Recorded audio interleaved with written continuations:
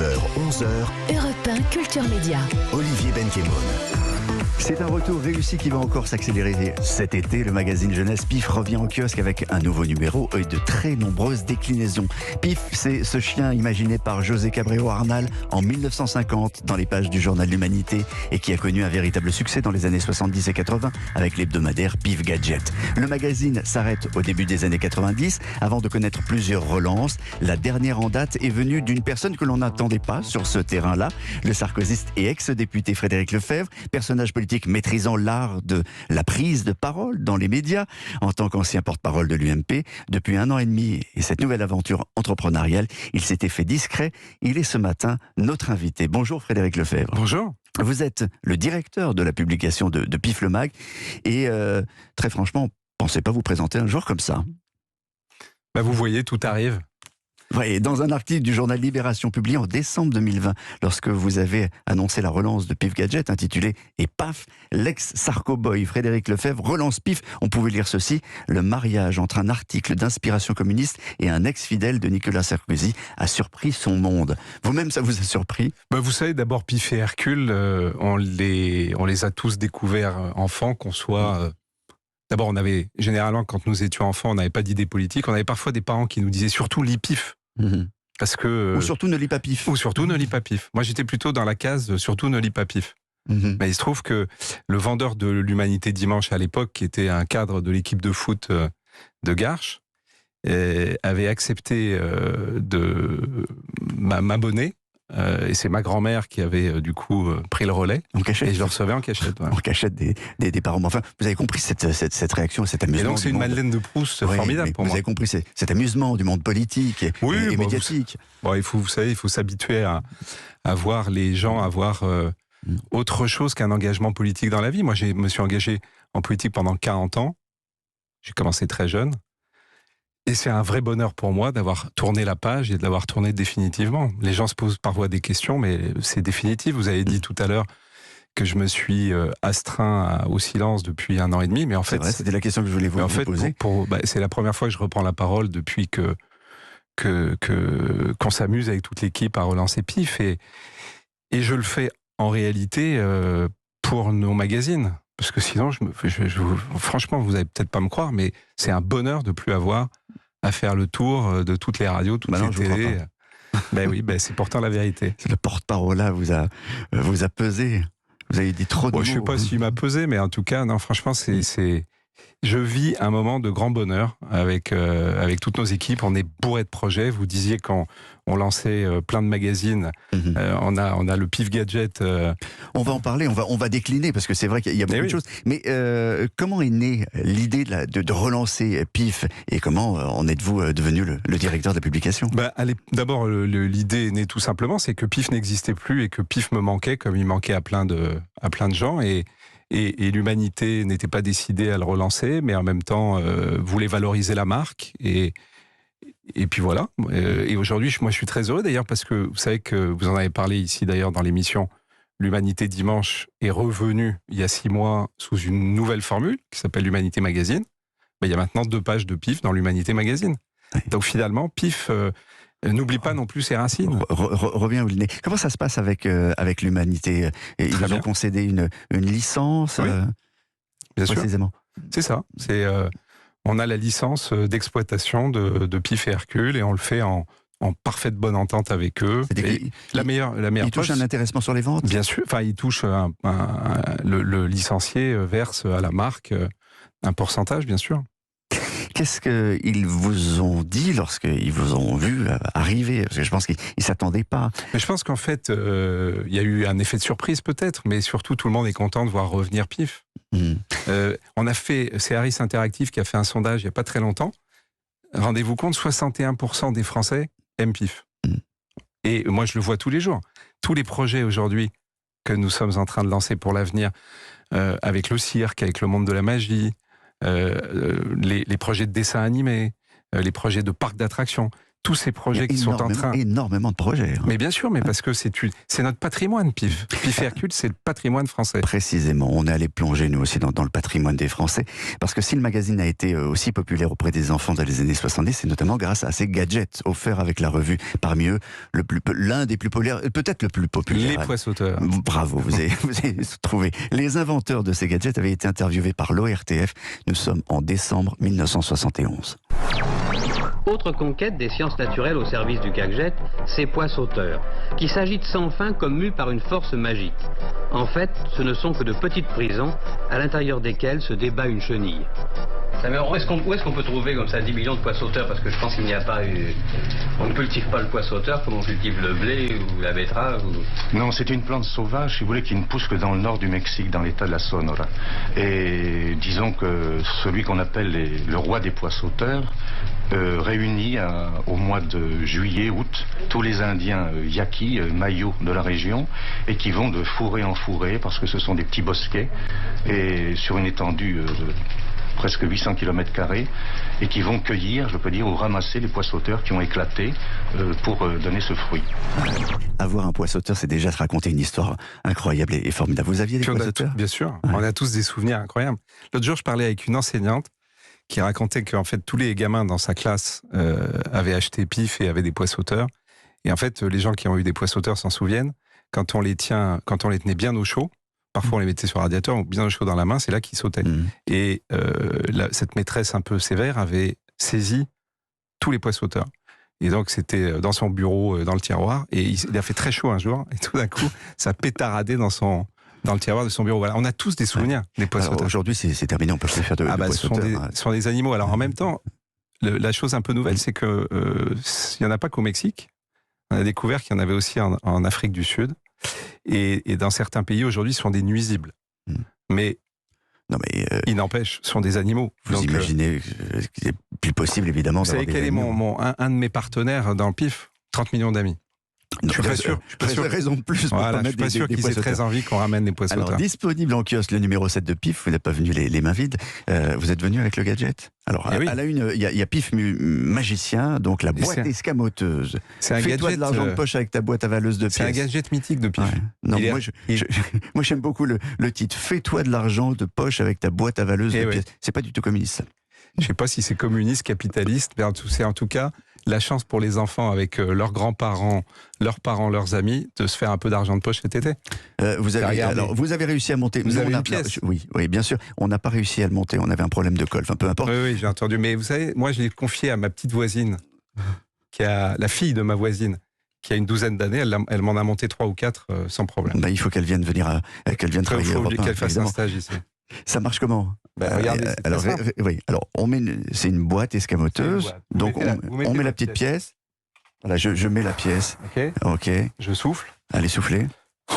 Quel magicien. Et là, donc là, vous retirez sur la boîte escamoteuse. Voilà. Et je vous précise qu'il n'y a plus de pièces. Vous m'avez piqué ma pièce. Et ben voilà. Merci Frédéric Lefebvre. Je pense que ça va faire des heureux cet été. Sur la une du magazine, il est précisé que le magazine donc est super écolo. C'est vrai ou c'est du greenwashing? Écoutez, par exemple, on lance avec l'Académie du climat et la ville de Paris une opération « Jette pas ton plastique, la planète est fantastique » cet été.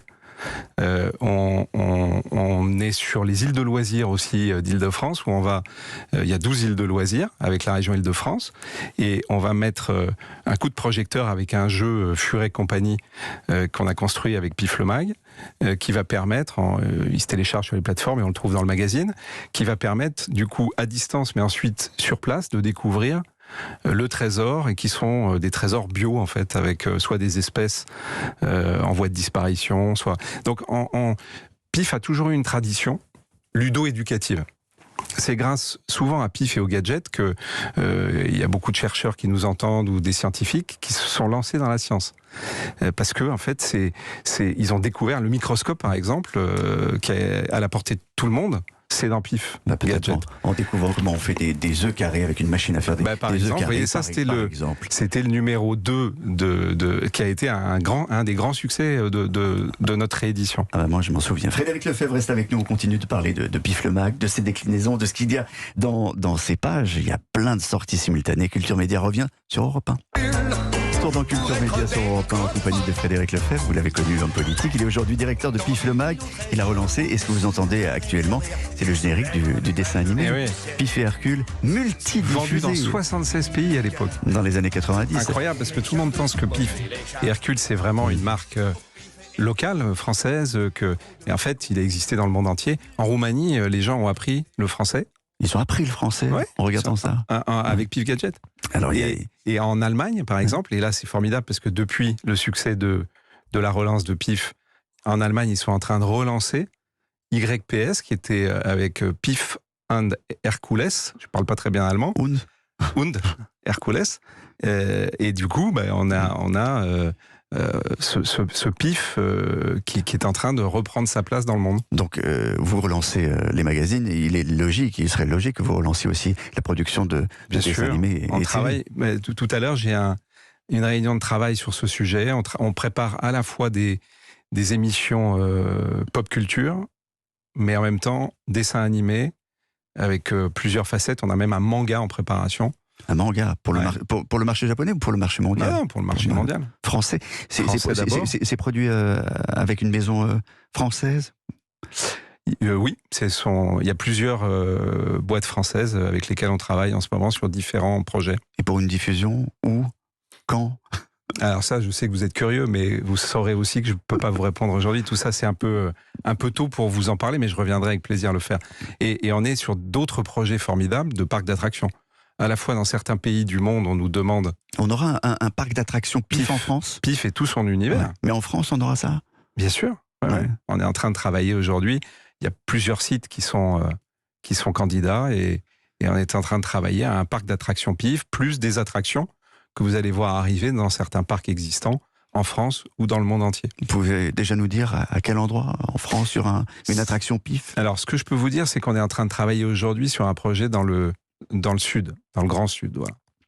Peut-être près d'un parc Spirou, je crois qu'il existe déjà. Il y a un joli parc Spirou, magnifique, exactement. À Avignon.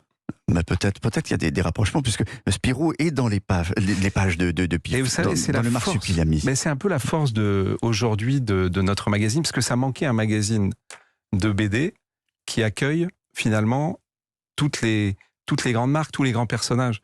Parce que chacun des magazines a tendance à accueillir ses personnages maison.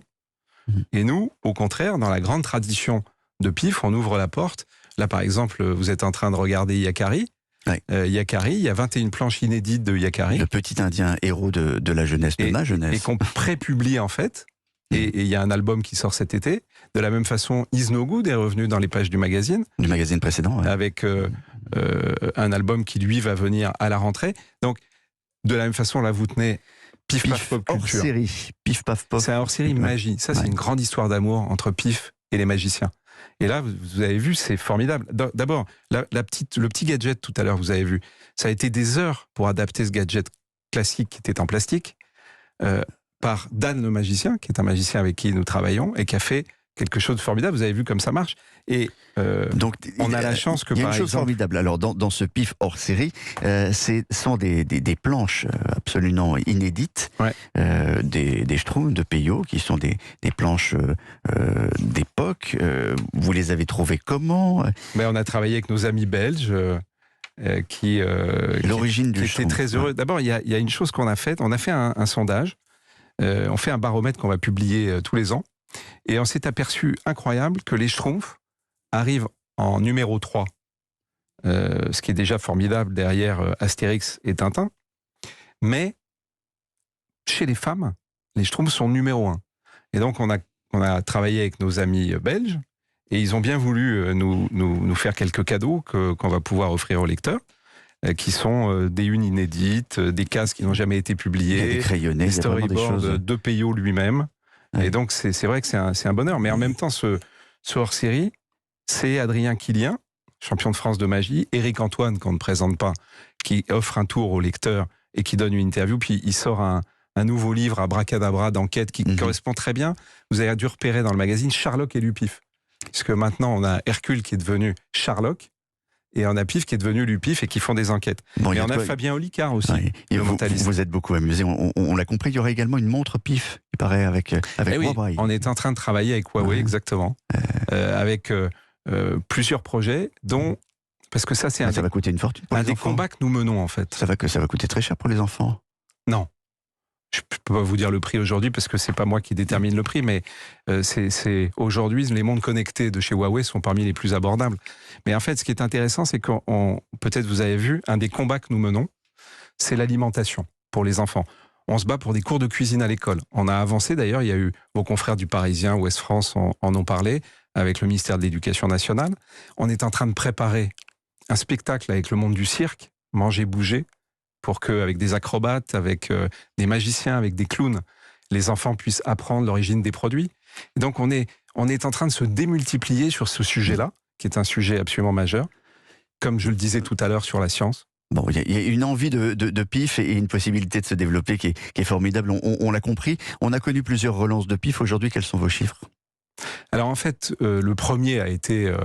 depuis 50 ans, le plus grand succès de lancement d'un magazine, puisqu'il y a eu 126 000 exemplaires vendus. Et beaucoup d'abonnements qui ont suivi. Et beaucoup d'abonnements. Alors, on est à plus de 6 000 abonnés aujourd'hui, et ça ne cesse de progresser. C'est le modèle économique, l'abonnement?